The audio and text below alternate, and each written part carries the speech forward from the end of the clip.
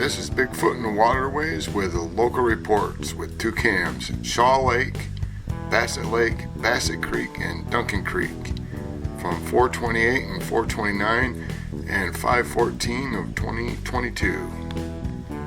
Okay, in this video, for the most part, I have the GoPro Hero 10 up front, but some of the earlier stuff, a day before I got that camera, I was just using both the Hero 5s in front and back. Most of this stuff is filmed over 3 different days, so it varies. In this video, I'm going to explore some of the waterways that connect all the lakes in this county, all the little creeks that work as little walkways for Sasquatch to get around to different areas without being seen. Shaw Lake and Basset Creek, which goes north and south to Basset Lake and north all the way out to Thornapple River. And I'll throw in a couple local reports in the video.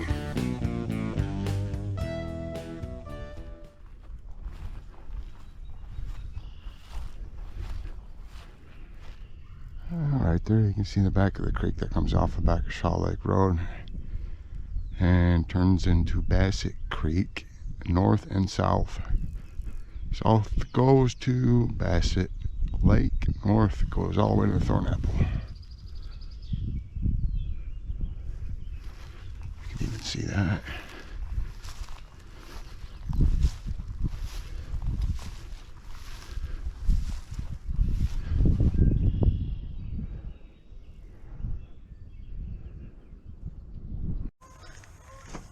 And here you can see about 2 weeks difference in how much foliage and the leaves have come out. This first one was shot with a GoPro Hero 5 on 4/28/22, and the next one a couple weeks later on 5/14 with a GoPro Hero 10.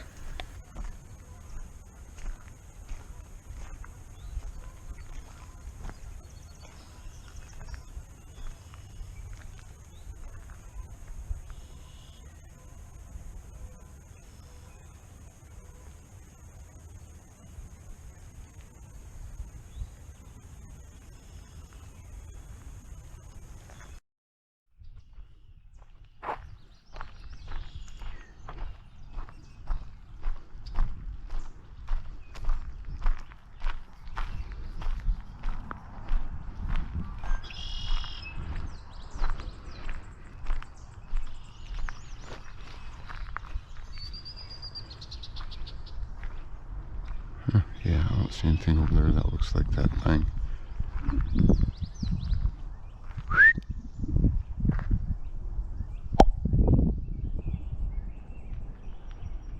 Okay, let's look for snakes. Frog.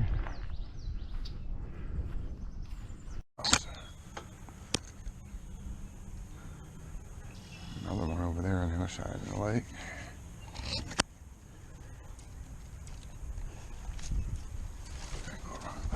A minute. Look how clear that water is.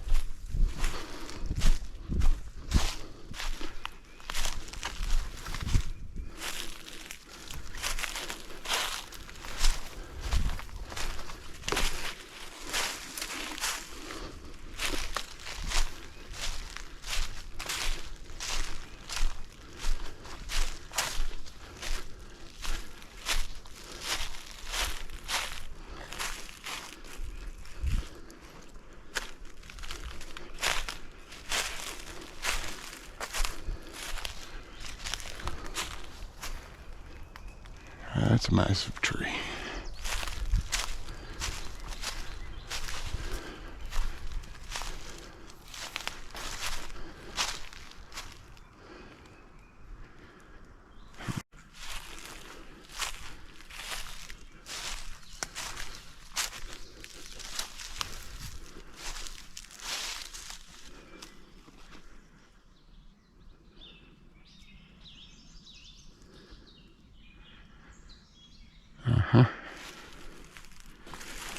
It's pretty intentional, doesn't it?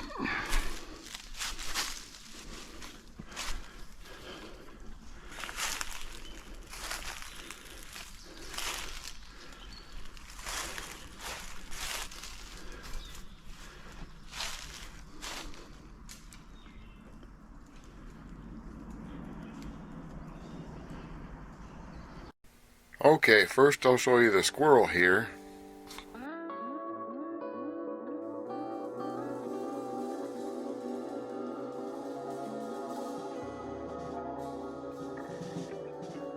Okay, here's the tree bend in red. And the old tree over the living bent tree in blue.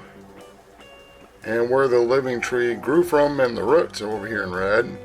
And yellow where the tree should have grown upward. And blue other trees' growth angles by comparison. So how did this tree here get taken out by this tree here in blue? I don't know.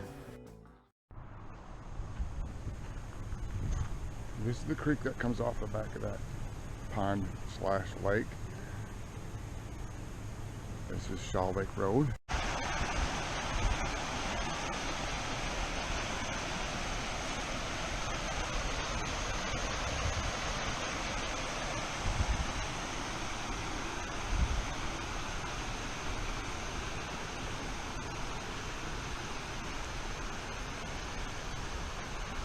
Conservation officer watching me again. Nice crystal clear water. And here I'm just across the street from Shaw Lake, and I'm going to look at Basset Creek from the power lines from a giant hill.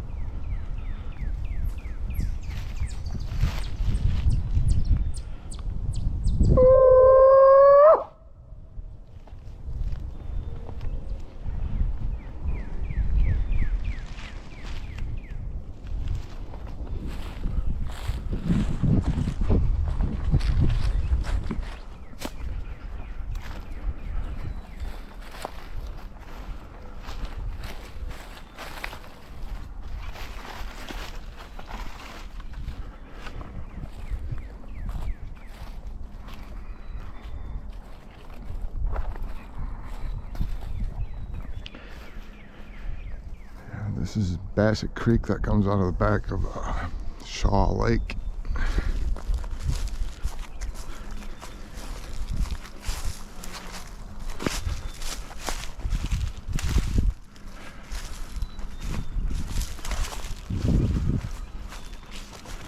The leaves are just starting to come out.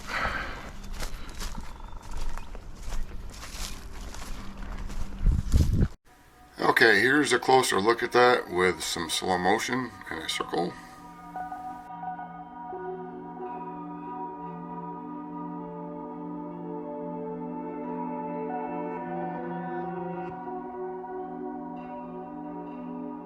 There he is, right there in the first capture. You really can't see as much, but hold on.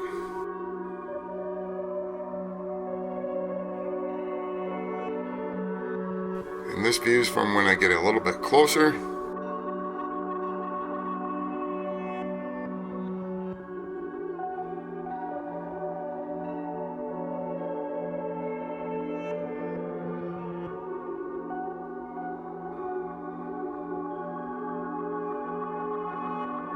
Subject still far away. Here's the eyes. This is an arm and hand, leg, a knee, and a foot on the tree. And blue are the small branches that he's hiding behind. And here's a drawing I did of what's there, kind of explaining what's where and everything because it's kind of blurry. Okay, I've got the older Hero 5 as a backwards camera, and this is what it picks up as I go down the hill to the creek.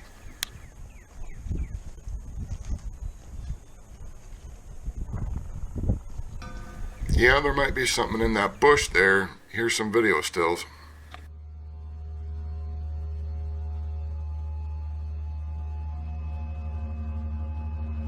And here's what the backwards camera picked up as I was going down that hill.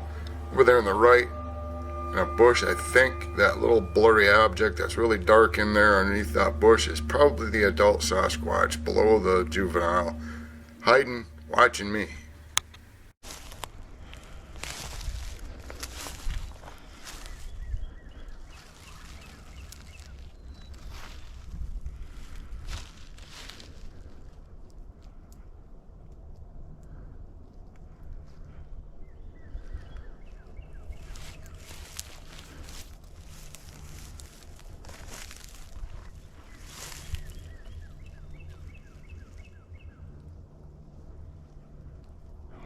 I'm not going to wait for him, but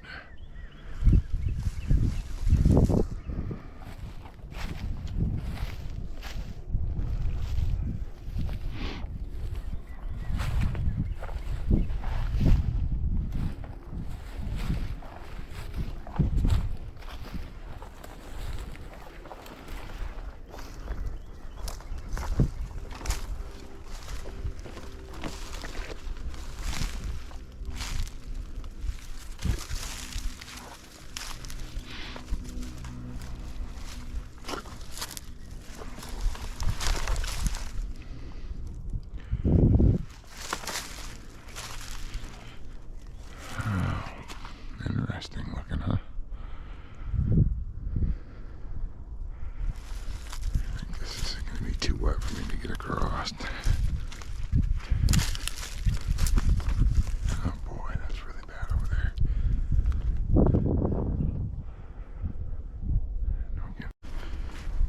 Basset Creek also branches off to the south and goes to Basset Lake.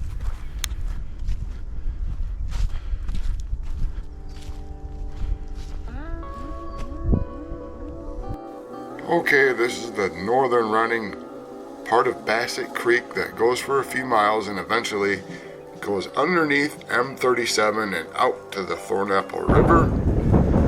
You can see here. The same creek. Where the creek goes under.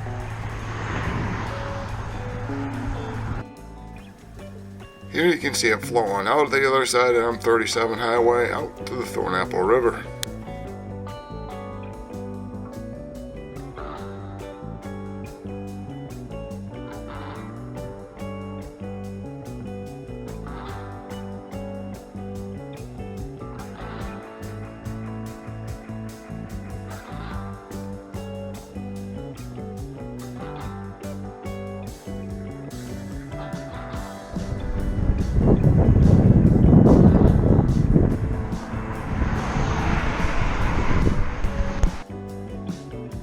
Now this part of the video I'll be going a little bit further north where Duncan Creek goes underneath M37. Way back there in the woods is where he had his encounter. There's a bunch of old junk cars back there. An old farmhouse near here on Stimson Road was the childhood home of a local man that encountered what he called a caveman-looking hairy boy. It emerged from one of the many junk cars and old appliances in a ravine in the woods behind his house while he was playing as a kid. It gave him nightmares. As far as he can remember, this incident happened in the early to mid 1990s in Middleville, Michigan.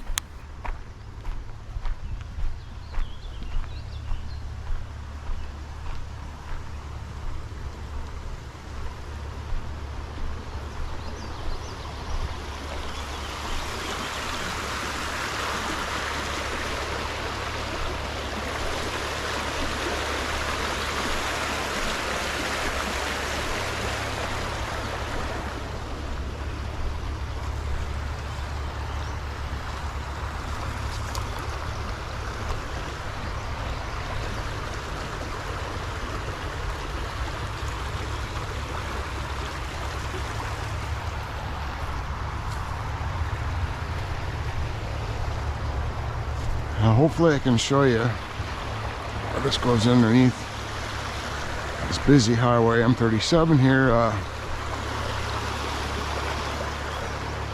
Well, back in the mid 1980s, I moved to Middleville, Michigan, and as a teenager, there wasn't a lot of places to hang around, and one of the places some of the teenagers went to was this old abandoned bumper factory. It sat on Thornapple River, right in town of Middleville, Michigan. The old factory had been abandoned a long time, and it had a 10-foot fence that was around the entire area, including the parking lot that stretched out to the river. There was the only hole that you could go in through that fence to get into the old factory, through a broken out back door.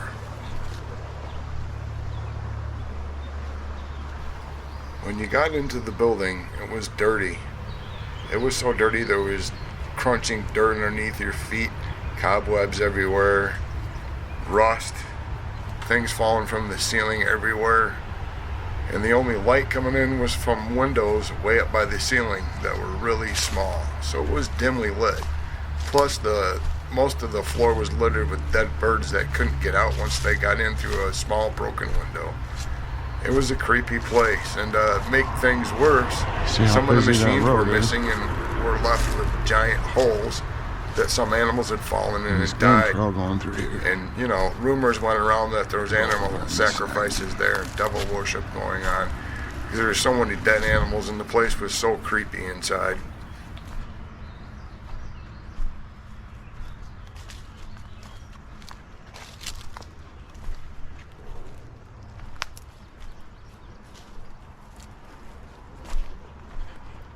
There'll be plenty of places like this.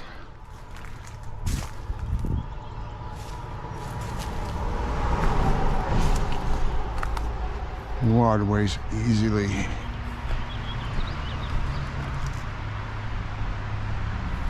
can walk through there, nobody will see your footprints.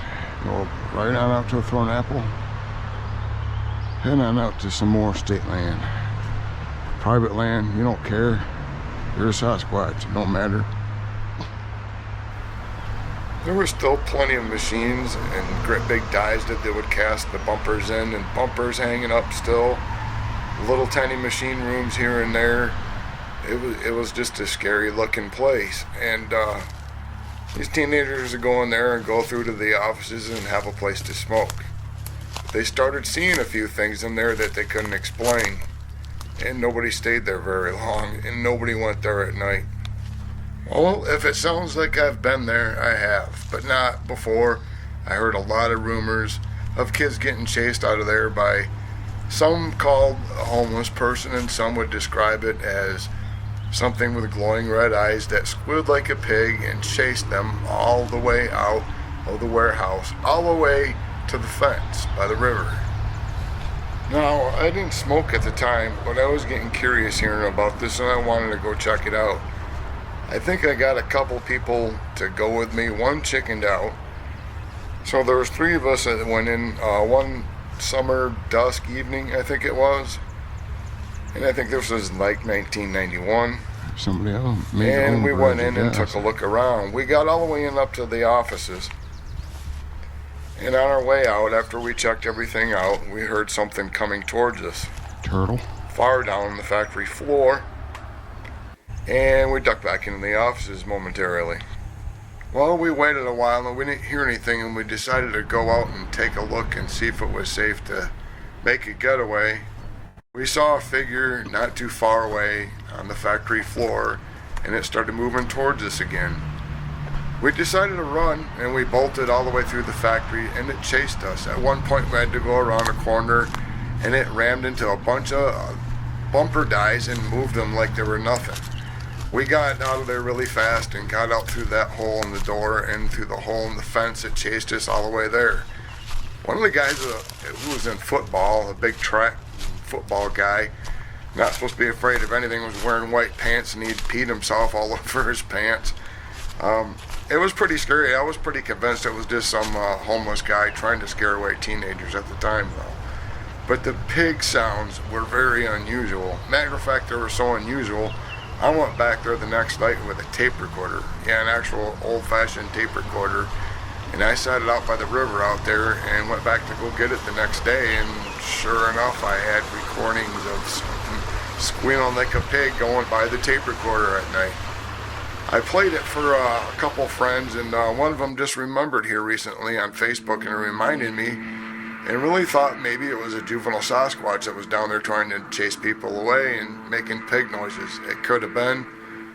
I don't know. It was scary enough for a lot of people down there that they didn't go back in there. And shortly after that, the whole building mysteriously burnt down. Maybe some kids were smoking up there and left something going. But the building's not there anymore.